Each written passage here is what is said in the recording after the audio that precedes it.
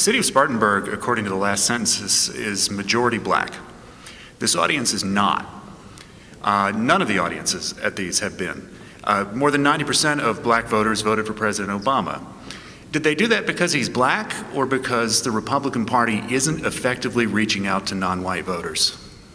I believe the latter is the case. They really have not reached out in a very big way, and I believe that needs to change. You know, last Wednesday I was in New York speaking at Al Sharpton's National Action Network.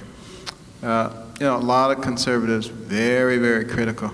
You can't go. You can't be anywhere near that man. He's horrible, and you know, that's being a traitor.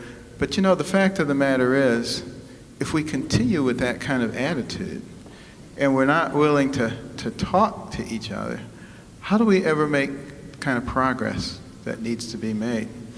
And you know, when Sharpton introduced me, he said, you know, Dr. Carson and I don't agree on anything. He says, I don't think we could even agree that today is Wednesday.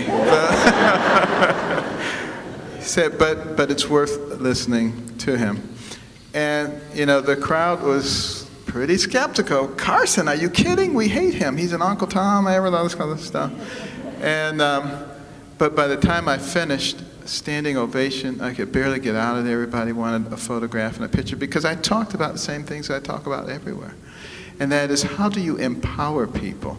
How do people empower themselves? How do they turn a dollar over in their own community to create wealth and reach back and pull other people along?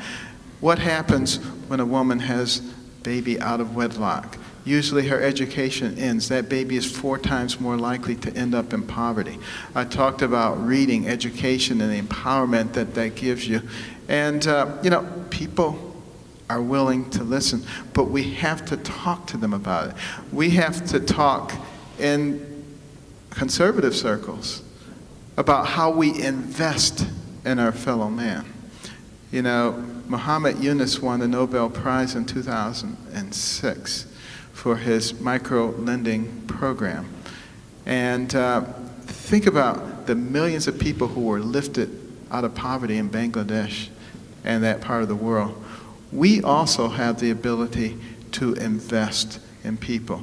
We need to find ways to bring people out of a state of dependency. We don't want constant dependency. We want everybody to be part of the American dream, part of the fabric that makes this into a strong country. And if we begin to emphasize that, and we begin to actually create the programs and show people a way that they can realize the American dream, believe me, they will not all stay with the Democratic Party.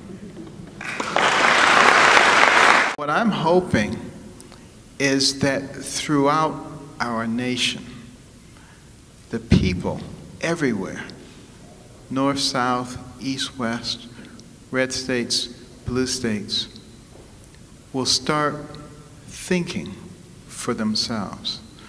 Will start analyzing things for themselves, because the people who founded our nation said that our system and our freedoms are based upon a well-informed and educated populace.